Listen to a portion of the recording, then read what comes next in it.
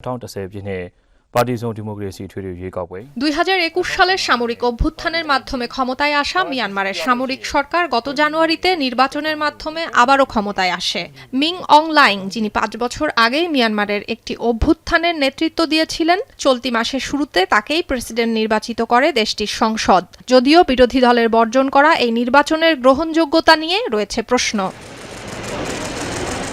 ক্ষমতায় বসেই লাইং বিরোধী বিদ্রোহী গোষ্ঠীগুলোকে প্রস্তাব দিলেন শান্তি আলোচনার। রয়টার্স জানায়, গত মঙ্গলবার সশস্ত্র গোষ্ঠীগুলোকে 100 দিনের মধ্যে একটি শান্তি আলোচনায় বসার আহ্বান জানান প্রেসিডেন্ট। তবে সঙ্গে সঙ্গেই এর প্রতিক্রিয়া জানিয়ে দিল প্রধান দুই বিদ্রোহী গোষ্ঠী কারেন ন্যাশনাল ইউনিয়ন এবং চীন ন্যাশনাল ফ্রন্ট। প্রেসিডেন্টের প্রস্তাব প্রত্যাখ্যান করে সামরিক প্রভাবমুক্ত একটি যুক্তরাষ্ট্রীয় গণতান্ত্রিক ব্যবস্থার দাবি জানিয়েছেন তারা। কারেন ন্যাশনাল ইউনিয়নের পক্ষ থেকে বলা হয়, দেশটির গণতন্ত্রপন্থী নেত্রী অং সান সুচির নেতৃত্বাধীন সরকারকে সরিয়ে দেয়া জান্তা সরকারের সঙ্গে আলোচনায় বসার বা তাদের যুদ্ধবিরতি চুক্তি অনুসরণ করার পরিকল্পনা তাদের নেই।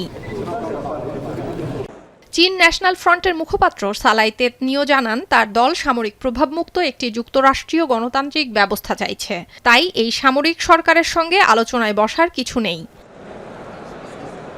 বিশ্লেষকরা বলছেন, এই নির্বাচন আসলে গণতন্ত্রের আড়ালে সামরিক বাহিনীর ক্ষমতা ধরে রাখার অপকৌশল।